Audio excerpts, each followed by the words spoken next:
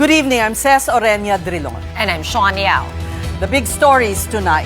The rush is on as motorists fill up hours before the big-time oil price hike takes effect tomorrow, March 10.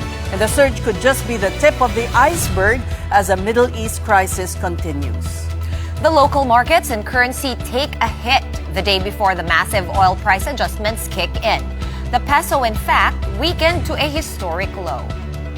And so both national and local governments explore ways out of this still unfolding crisis, such as a 4-day work week and extra budget for sectors that will be hardest hit.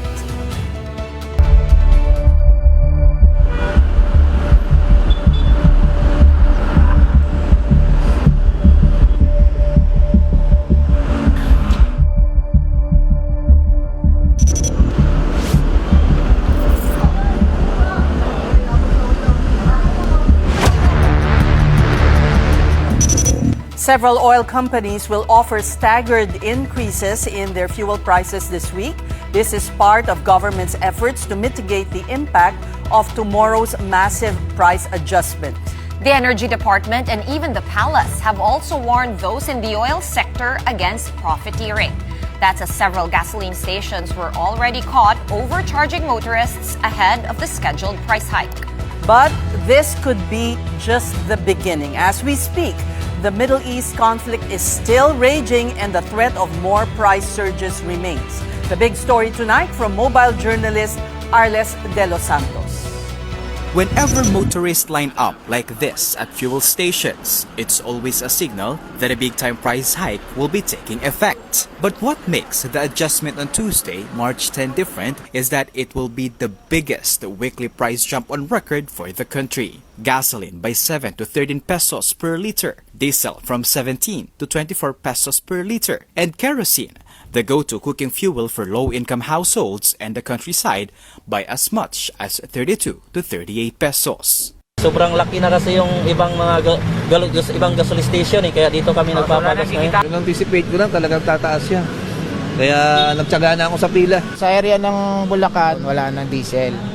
Kaya yung dito lang sa bandang gitna ang meron.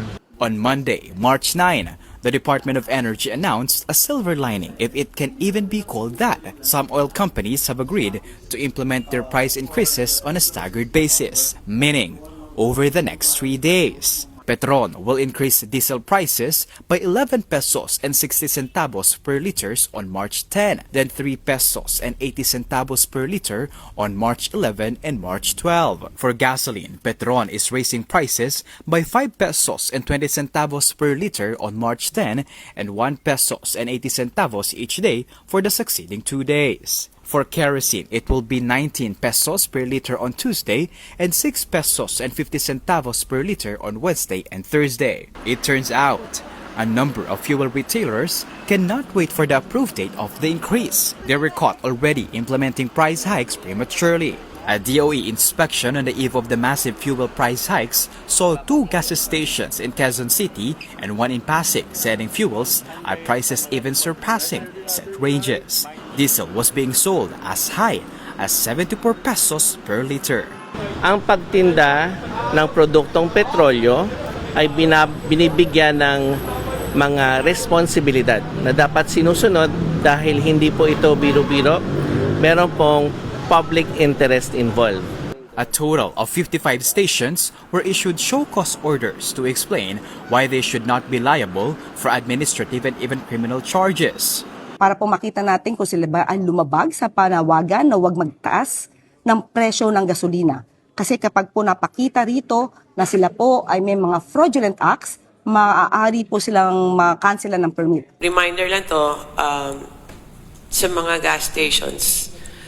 Makikinabang kayo sa isang araw, 2 araw, pero pag nahuli po kayo, forever na kayo hindi pwedeng magbenta. So, we appeal naman to your good side na let's not take advantage of the situation. Let's not make everybody panic because we have more than enough supply. The DOE said it is working with the Department of Interior and Local Government and the Philippine National Police to intensify monitoring against possible hoarding and profiteering in the sale of petroleum products. But with 14,000 petrol stations nationwide, monitoring abuses seems a Herculean task.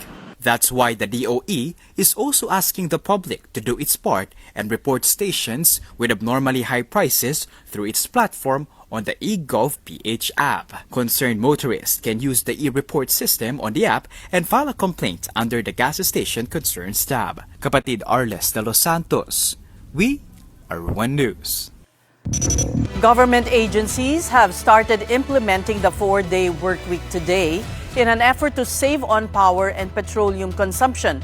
Among those adopting the scheme as ordered by President Bongbong Marcos is the Education Department. In a memorandum, DepEd Secretary Sonny Angara said employees will be on site only from Monday through Thursday. On Friday, it will be a work-from-home setup.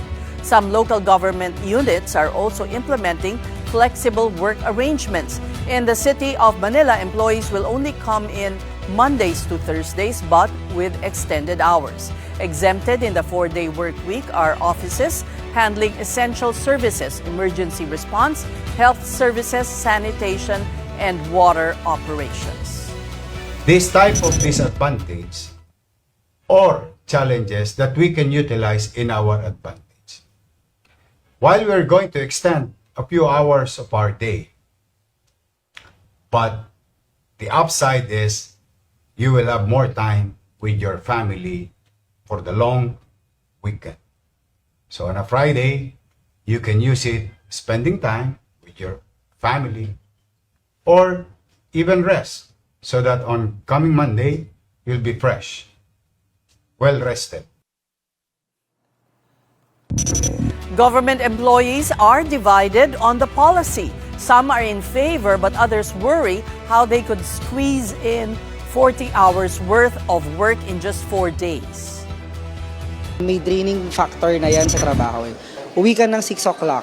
Pag uwi mo ng 6 o'clock, yung hirap ng travel, hirap makahanap ng masasakyan. So ano oras ka makakauwi? 8, 9. Tapos paano kung nanay ka or parent ka? Meanwhile, BPO industry employees support the work-from-home setup, seeing it as a way to save up on fares. An economist believes this is a win-win for both the economy and workers. The traffic will be less. Wala nang Friday traffic. And that's good for the country. Good for transportation. It's good for the whole economy. And the workers will, of course, be positively affected. And government will also government resources will positively be improved. But the Kilusang Mayong Uno has a concern for those who earn their living on a daily basis, even contractual workers. Doon sa mga daily paid, mahirap yan kasi mapapawasan yung take home bayad on take home kasi yung sa overtime pay ilang oras ilang ano lang naman yung mababayaran doon sa mga paggawaan na may mabibigat na trabaho. For the Labor Department, it is ultimately up to business owners if they will adopt a 4-day work week. Whatever setup works, Dole says wages and other benefits of employees should never be compromised. Ang advice natin, Cheryl, dapat walang mababawas na benepisyo sa ating mga manggagawa. Kaya ang ating mga employers and workers, ino-offer natin ang iba-ibang configuration. The first configuration ay magtrabaho sila ng normal day po nila, yung 8 hours from Monday to Thursday.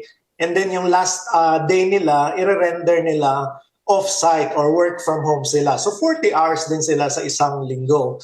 The other arrangement ay mag-extend sila ng number of hours from Monday to Friday, for example, para yung oras ng trabaho nila ng Friday ay na-distribute na evenly or by agreement ng parties doon sa mga araw na pumasok sila sa example na yon from Monday to Thursday. Dapat po hindi masakripisyo yung benefits, hindi po natin ma-violate dapat yung labor standards ng ating mga manggagawa. At the same time, dapat po ma-maintain yung productivity ng ating mga enterprises.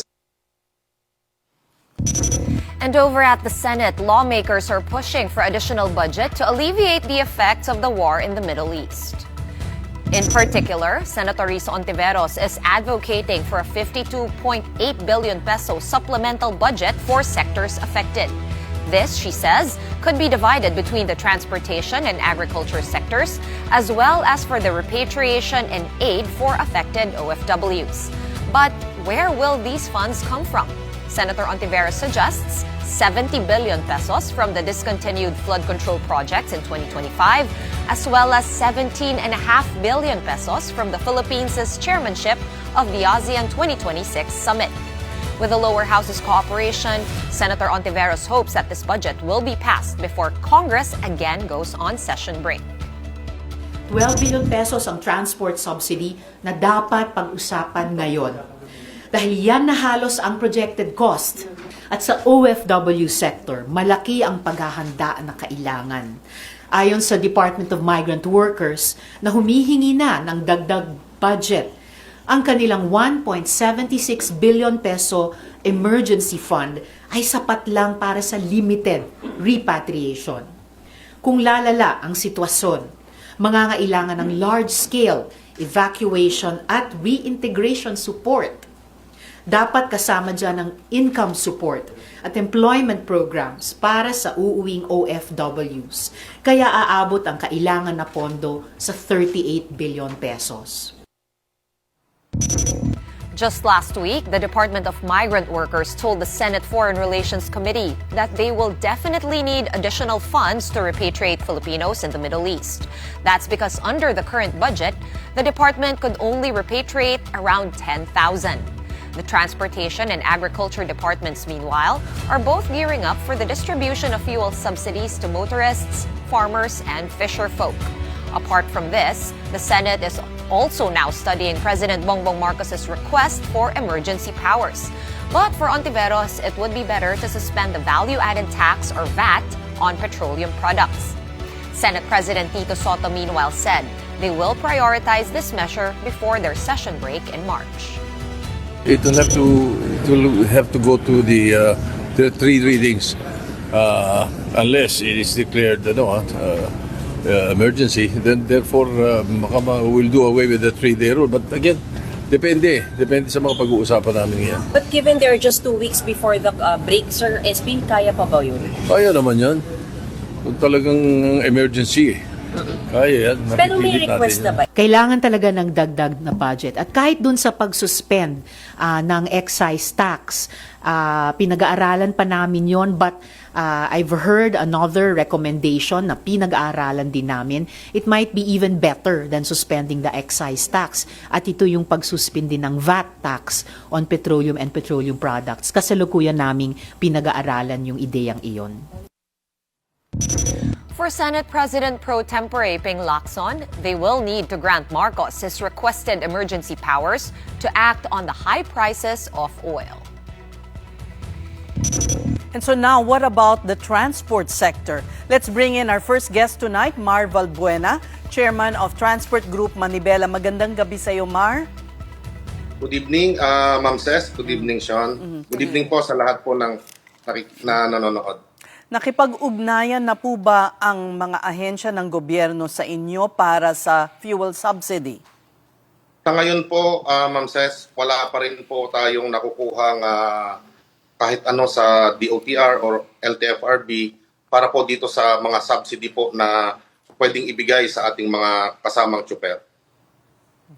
Paano na ang diskarte sa pasada bukas?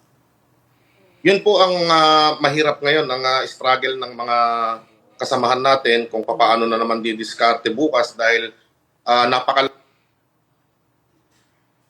Nako, naputol ang biglang hindi ka namin marinig, Mar.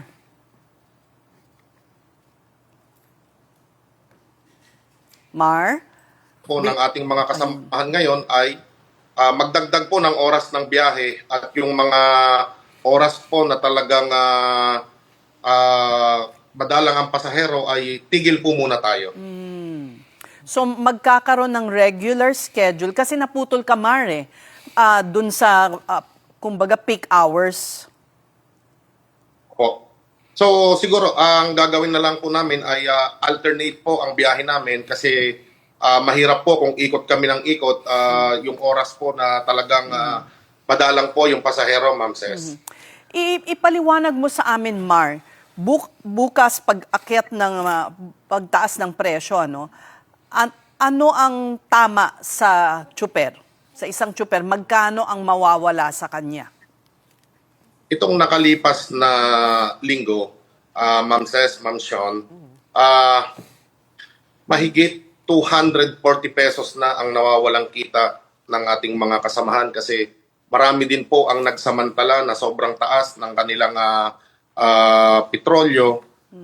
Lalo na po yung mga maliliit o mga small players pa ito na dapat sila po yung mababa ang presyo. Kung bukas ay sisirit po sa 15 to 20 pesos ito, baka po ang iuwi na lamang ng driver ay 200 to 300 pesos na lamang sa 12 oras po na pagbiyahe nito. Yun po ang nakikita nating sobrang hirap na dadanasin po ng transport sector. Hindi lamang po ng mga driver po ng jeep. Okay. Sir Mar, iungkat ko lang yung nangyari between Russia and Ukraine noong 2022. Medyo similar sa nangyari ngayon, although parang mas malala yung nangyari ngayon. Explain nyo kung paano yung experience noon doon na nagbigay sila ng mga cards, di ba, for your subsidies. Na-i-roll out ba yun ng maayos at talaga bang nakaapekto sa pagkaginhawa sa mga tsoper natin? Opo, Ma'am Shawn, kasi that time ay one time lang nagbigay ang gobyerno nung panahon ng conflict sa Russia at sa Ukraine.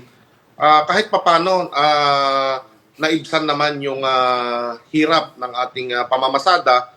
Ang hindi lang normal ngayon ay napakabilis po nung pagtaas. Sobrang taas kaagad. Hindi po katulad noon na utay-utay po yung pagtataas. Kahit na umabot siya ng 90 pesos per liter ng diesel, umabot po, isang buwan po yung inabot o 2 buwan bago po dumating doon sa peak nung pagtaas. Ngayon po talagang sobra. Parang isang araw pa lang po na nagtaas nung Martes, Miyerkules, Huwebes po, marami na po ang nagsamantala. Kahit may stock pa sila, ay nagtaas na po sila. At marami tayong ebidensya patungkol po dyan na mga nagsamantala. Kaya yung pamamasada namin, sobrang apektado po talaga. Ito bang mga nagsamantala, may ebidensya kayo, dadalhin nyo ito sa DOE dahil sila'y nag-iimbestiga nito? Sana po, yun po ang nakakalungkot, Ma'am Ces, Ma'am Shawn, na dapat may mga tao ang Department of Energy sa ganitong krisis, sa ganitong panahon na kailangan natin na may magbantay.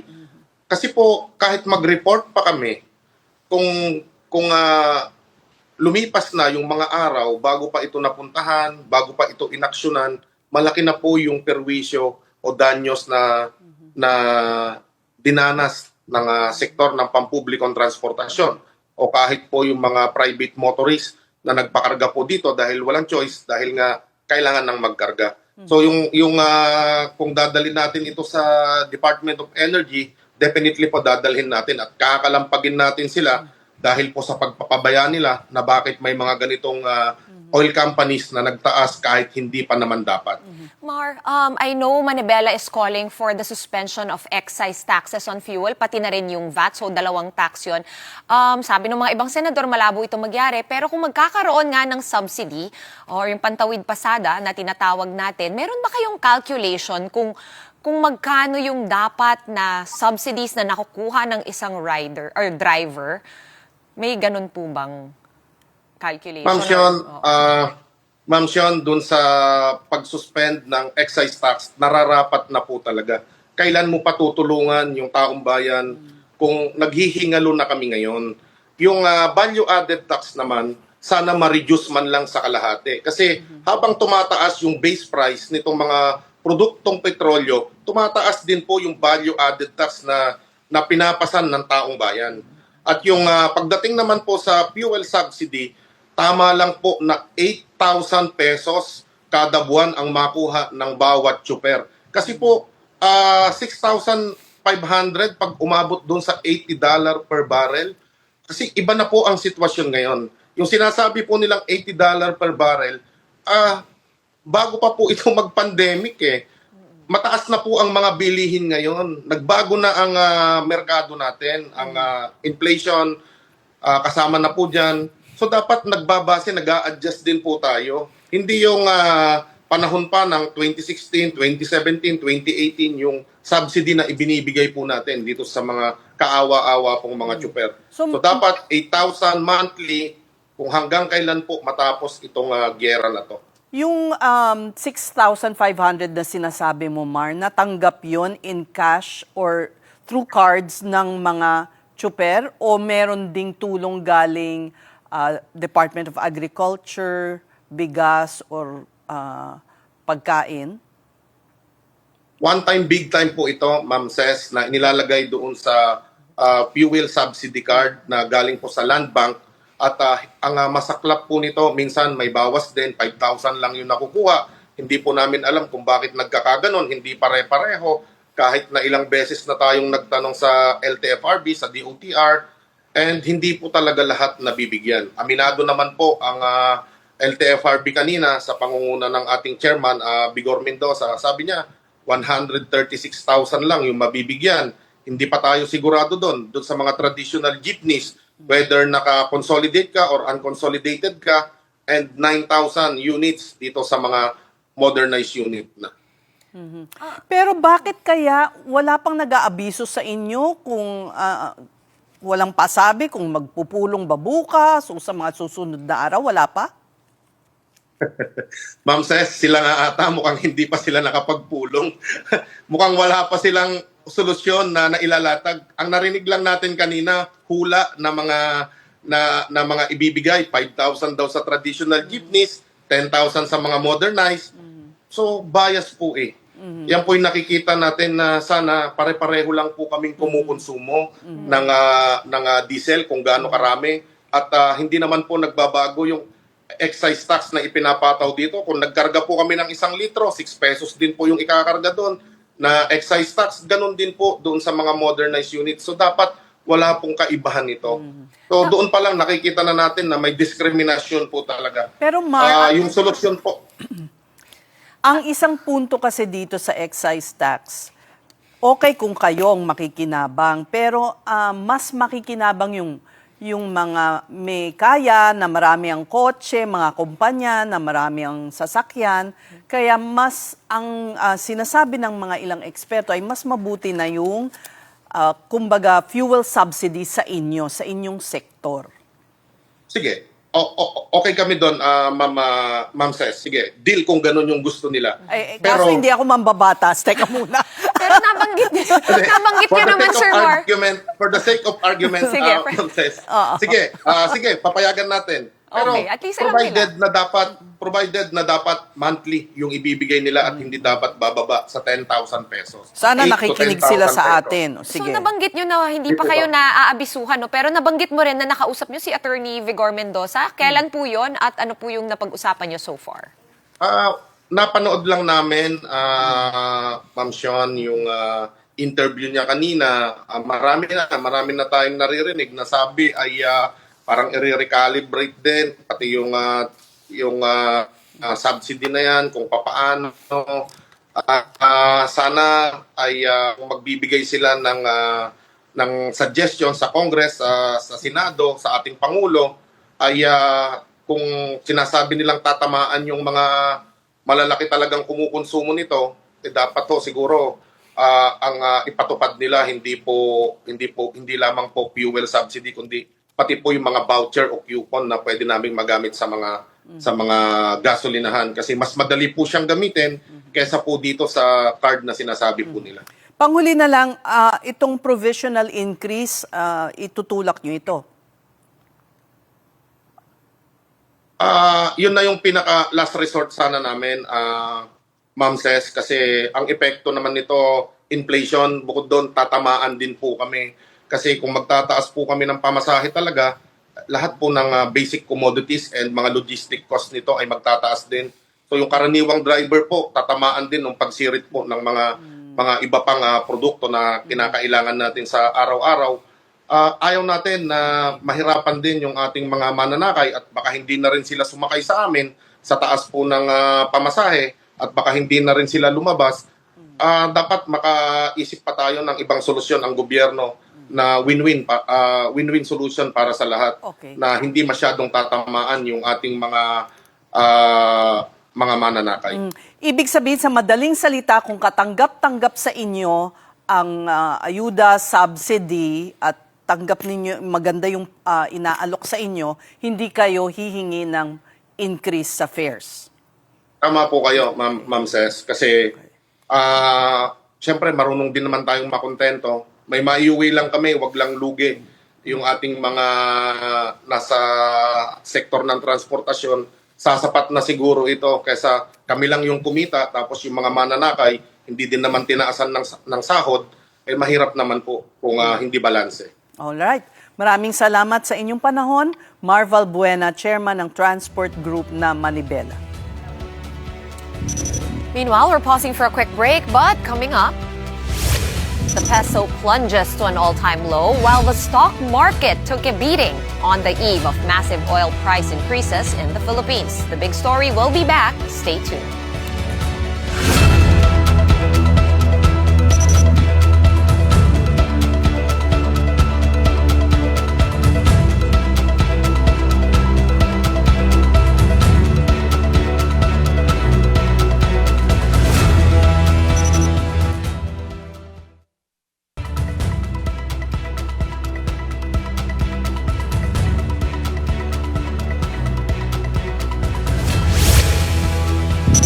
Welcome back to the big story. Local markets tumbled this Monday as the peso slumped to a new all-time low, while the Philippine Stock Exchange Index fell by nearly 5%. The local unit weakened to 59.50, down from last Friday's close of 59 against the dollar. The peso also hit a new intraday record low of 59.71 before trimming its losses. This surpasses the previous record set in January when the peso closed at 59.44 against the greenback. The Philippine currency gradually sunk since October of last year when it first toppled the record set in December 2024. Mike Ricafort of RCBC says this was driven by surging global oil prices amid the ongoing conflict in the Middle East. He also warned that higher oil prices and the weaker peso could push inflation higher and may even affect future interest rate decisions. Meanwhile, the PSE index fell by nearly 5% to close at 6,006.22. That is its lowest level since December 19, 2025. All sectors ended in the red today, with conglomerates leading losses by about 6%. Jafet Tantiangco of PhilStocks Financial says the market opened the week on a negative note as rising oil prices and the weaker peso raised inflation concerns. Now, in a world run by oil, what are the implications of soaring prices amid the current Middle East tensions? Joining us tonight to discuss this and its effect on the Philippines is global investment banker Stephen Kunying. Welcome to the big story. Thank you for inviting me again. I'm sorry it's under such trying circumstances, but we'll do our best to explain. Very dire. First of all, domestically, let's look at the domestic front. The government is looking at measures to lessen the impact on all of us. But what would be the impact of removing the excise tax as well as VAT on petroleum?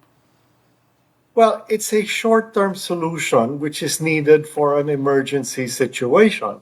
Now, it would have been nicer if we had some contingency planning ahead of time, which other countries do, to scenario play situations which may be black swans, but black swans do happen. But it's necessary because I think if you look at prior to the talk about suspending the excise tax.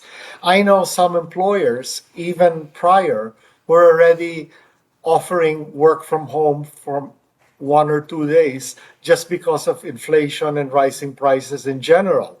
So if you exacerbate it with this, it's even worse. But frankly, the problem is it doesn't stop with fuel prices. The effect is broader.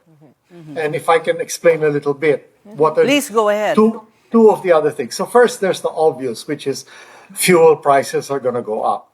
Second, do you realize about 30%, 1/3 of world fertilizers come through the Middle East, urea and phosphate and nitrogen.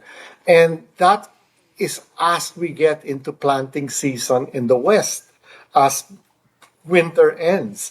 So that's also going to increase food prices altogether, not just fuel. Now, maybe not immediately, but eventually as planting season goes through. Then the third aspect, which is also not been discussed too much, which is extremely serious as fuel prices and fertilizer prices, which will affect food prices, is the need for working capital. I mean, on December, I believe 16, Brent was at 59.48.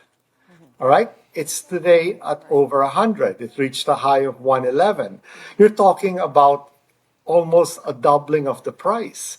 What does that mean for us who import fuel? Basically, it means you will need double the working capital just to finance your purchases.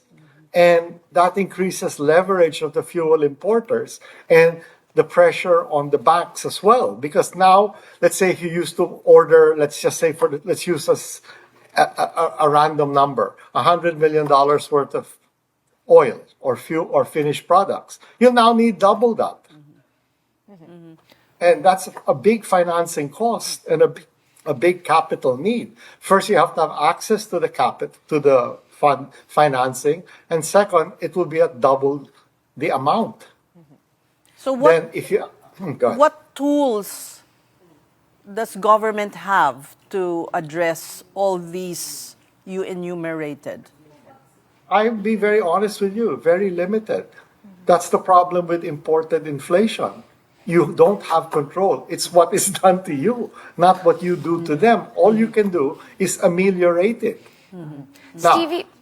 in a long-term position, which may be something we should look at very, very seriously in anticipation of the next time something like this happens, is you can do things to ameliorate it. Like, you need to be very aggressive in pushing for, if you go, let's say, like to Hong Kong and Singapore, most of the buses are electric or hydrogen powered because they want to lessen the impact of oil.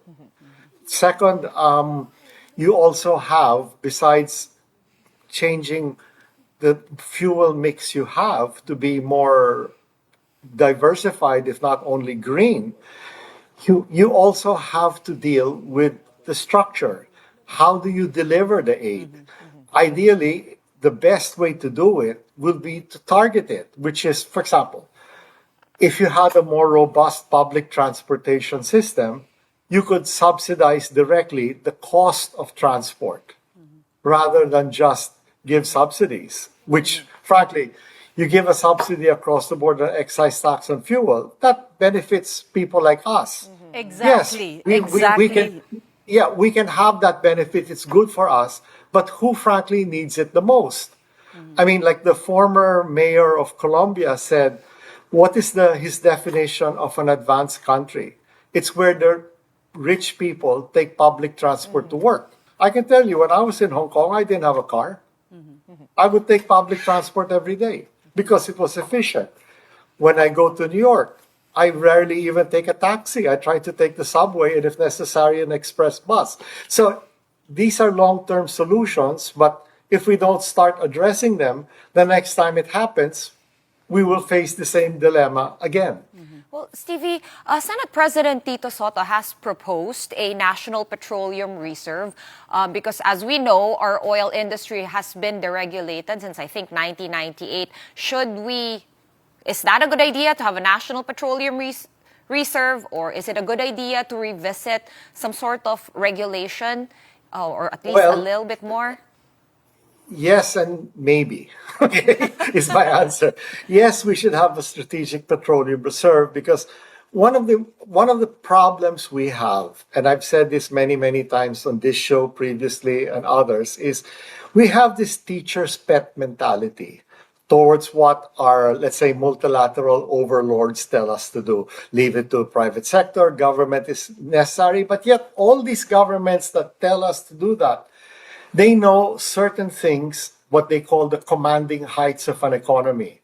Transportation, fuel, food security are too important just to leave to the private sector and market forces. You need a safety valve for times like this. So the US, which is a completely deregulated oil and petroleum market, maintains a SPI, Strategic Petroleum Reserve, of certain number of days. And they're already a net exporter nowadays because of fracking. Yet they keep a strategic petroleum reserve. And now they're telling the administration in the US to start using it. They haven't decided whether to, but the point is they can do it because they have it. Now, so yes, we should do that. Now, on re-regulation, again, if you look at what was the lesson in the 1997 crisis that Indonesia and us didn't take. Indonesia since made some steps back to ameliorate that. But what people like Thailand and Malaysia did, when they had to sell off things completely to the private sector and to foreigners, yes, they did that. Like I'll give an example, cement. Okay? We sold nearly all our cement companies to foreigners. Now some have bought back. Ramon Ang, to his credit, on Northern Cement and Eagle Cement, is a domestic producer. But what did Thailand do? They knew they couldn't protect and defend all their cement companies. But they kept the biggest one, Siam Cement, locally owned with strong government support because they said this is too important just to leave to market forces. So should we re-regulate partially or have a stake in a domestic refiner and downstream producer? It is something I think that can be considered. But again, the problem is we went for... I know you're this is probably your first interview since you've been on the board of the MIF, the Maharlika Investment Corporation. So is it a strategic energy, strategic sector? It is a sector, if you look at the principles and the industries that Maharlika wants to support, yes, it is included. Now, is there an immediate plan or prospect that's in the pipeline? It's at very early stages because this just fell upon us. Right. But as a country, we really need to think about having buffers and safety valves in what we would call the commanding heights. So I would be supportive of it, but I mean, I'm just one of the directors. I hope you'd also look at food security because I've been talking about that before anybody did when we were all import. I mean, okay, let me say something that Senator George Aiken said many decades ago. He said, I have never seen a nation starved into democracy, but I have seen many nations starved into dictatorship. If you even look at the European Union, it started out as the European Steel and Coal Community. Then it became the European Union, then became the European Community. And part of what they do is they run surpluses for staples. Now, you go to Hong Kong and Singapore, a lot of times the chicken is from France. Right. I mean, basically and pork is from Denmark. Because they sort of export some of it at a loss. Because the most important is to make sure the country never runs out of staples. And the farmers are, I won't say happy, but they have a living that they can support and a structure that they can continue. So yes, I think in the end, you cannot import your way to security if there are disruptions in the imports. And you just said, For example, look at India. We import the three biggest exporters of rice in the world are India, Thailand, and Vietnam. India has already said they're having a hard time maintaining production because 40% of their fertilizer, which is used for corn, rice, and everything else, comes from the Middle East. Well, So what happens now if yields go down? we will have to pay so much for our rice imports. If you can even get it. Remember during COVID, we signed up for all these vaccines, but when there were delays in producing them, what did the producers do? Even those under license, we'll take care of our people first. Is this the Which dire is scenario normal. that you see? Well, again, what is the main determinant of this? Time. Because time determines pain. As I jokingly tell people, if you tell me to hold my breath for 30 seconds, I can. You tell me to hold my breath for 3 minutes, I'm dead. So if this lasts long, it will be very dire. If it lasts briefly, it will just be painful for a while. How do you see it now? What scenario are you seeing? Do you I see would that be- I a don't want to be- prolonged conflict? I don't want to be an alarmist, but I also want to be realistic. I read in Reuters, or was it? No, it was in the New Yorker. Robin Wright, who's a very serious foreign policy and defense expert. What did she write? You know how much this is costing the U.S.? $900 million a day. And half of their air force and 1/3 of their naval forces are right now deployed in the Middle East. Now, how long can this last? The answer is, who has a higher tolerance for pain? Stevie, I don't do you have any like low-hanging fruit, short-term solutions that you can quickly talk us through? Are you seeing any glimmer of something that we can do or the government can do quickly? No, quickly, all we can do is what we're discussing now because of also the nature of this is dating back to EDSA, before EDSA even. We don't have an effective means, or not effective, an efficient means of delivering aid and services broadly. You saw that with Ayuda and COVID. This is a previous administration. You've seen it in the past. As the population gets bigger and the situation in supply chains become more complex, sometimes you really have to make the investment to take care of it yourself. Because in the end, nobody will take care of you before they take care of themselves. You can have all this wonderful trade and all these things during normal times. The problem is, this is like a rainy day fund. What do you do when there are crises? Now, the government, to its credit, it's making the moves it can under the circumstances. But somebody asked me once in a forum, what should we do in the short term? I said, stop thinking in the short term. That's what we can do. Because you have to have long-term solutions, long-term scenario planning, and long-term protection of your economic and social viability to do this. Now, in a crisis that comes quickly like this, yeah, you have to play the tools with the tools and the options you have. But this is not the time to find new options because you cannot create them overnight. This is boring, serious, painstaking work that usually is done painstakingly and carefully when you have the time to do it. So, given the situation we're in, I think the government is being proactive and doing what they can to their credit. But is there a silver lining for a short-term solution? No, there isn't. Okay. Well, thank you for bringing us back to reality. I mean, because realistically, what can you do? You import 100% of your petroleum, except for the gas from Malampaya. You import all the other natural gas. What do? You have to pay the price, assuming the supply is there. And don't forget, the Strait of Hormuz is closed right now. So you see people like Qatar. Qatar Energy is one of the largest producers of fertilizer in the world with natural gas as a feedstock. They have temporarily shut production because they cannot get the feedstock.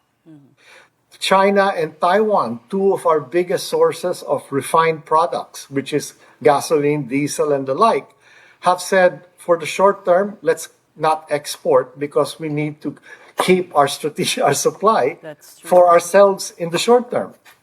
That's why I agree with Senator Soto.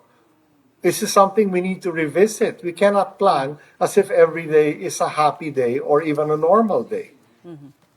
Well, we thank you for your insights and for talking to us tonight, global investment banker Stephen Kunying.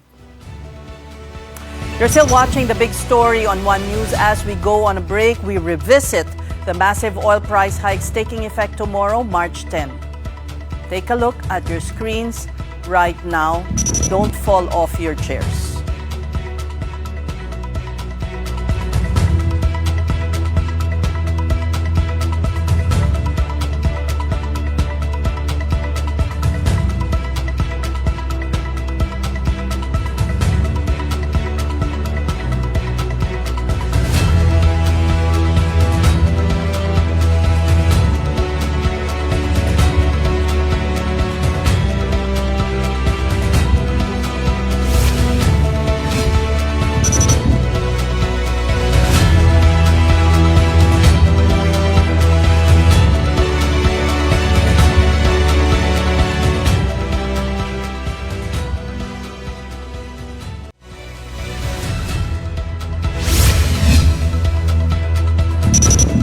Thanks for staying with us here on One News. We circle back to our top story, the highest weekly price hike for fuel products all set for tomorrow, March 10. This is still an effect of the ongoing conflict in the Middle East. Gasoline prices will increase by 7 to 13 pesos per liter, almost double that amount for diesel at 17 to 24 pesos. And kerosene used as cooking fuel by low-income households and the countryside, a whopping 32 to 38 pesos per liter. Several oil companies have agreed to increase their prices in tranches. Petron will increase diesel prices by 11.60 per liter on March 10, then 3 pesos and 80 centavos per liter on March 11 and March 12. For gasoline, Petron is raising prices by 5.20 per liter on March 10 and 1 peso and 80 centavos each day for the succeeding 2 days. For kerosene, it will be 19 pesos per liter on Tuesday and 6 pesos and 50 centavos per liter on Wednesday and Thursday. Shell will also implement staggered increases over the next 3 days, now being flashed on your screens.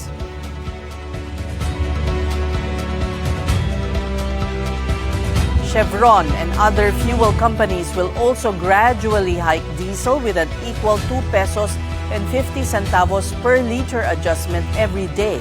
For gasoline, it will increase prices by 1 peso per liter every day. And in related news, Migrant Workers Secretary Hans Leo Kakdak has ordered the recall of an officer in Bahrain after a video went viral showing the staffer berating Filipinos seeking financial aid.